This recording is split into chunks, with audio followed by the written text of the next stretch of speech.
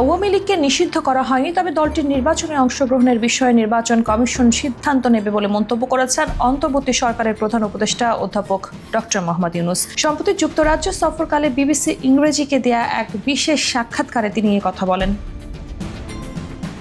21 June শনিবার সাক্ষাৎকারটির গুরুত্বপূর্ণ অংশ প্রকাশ করেছে বিবিসি বাংলা। সাক্ষাৎকার গ্রহণ করেছেন সাংবাদিক রাজিনী বিদ্যানাথন।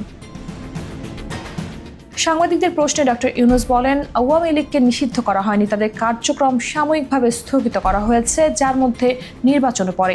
দলটি নির্বাচনে থাকবে কিনা সেটি নির্বাচন কমিশনের সিদ্ধান্তের উপর নির্ভর করছে।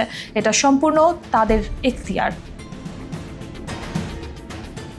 সাংবাদিক জানতে চান, শেখ হাসিনার দল নির্বাচনে না এলে নির্বাচন কি অন্তর্ভুক্তিমূলক ও অংশগ্রহণমূলক হবে? জবাবে ডক্টর ইউনূস বলেন, সম্প্রতি ঢাকার জাতিসংঘের প্রেসিডেন্ট কো অর্কিডের খুব সুন্দরভাবে একটি ব্যাখ্যা করেছেন। অন্তর্ভুক্তিমূলক অর্থ কোনো নির্দিষ্ট দল নয়, বরং সব মানুষের অংশগ্রহণ। মানুষ যদি ভোট দিতে পারে তাহলে সেটাই অন্তর্ভুক্তিমূলক নির্বাচন।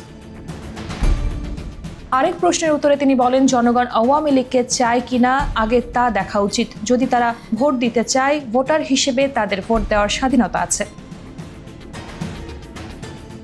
শেখ হাসিনাকে ভারত থেকে দেশে ফিরিয়ে এনে বিচারের মুখোমুখি করার বিষয়ে জানতে চাইলে ডক্টর ইউনূস বলেন, বিচার শুরু হয়ে গেছে, এটি একটি চলমান প্রক্রিয়া। আমরা চাই তিনি আইনি প্রক্রিয়ায় বিচারের মুখোমুখি হন। তাকে ফিরিয়ে আনার জন্য আন্তর্জাতিক পদ্ধতি অনুসরণ করব। যেভাবে অভিযুক্তদের ফিরিয়ে আনা হয় সেভাবেই হবে।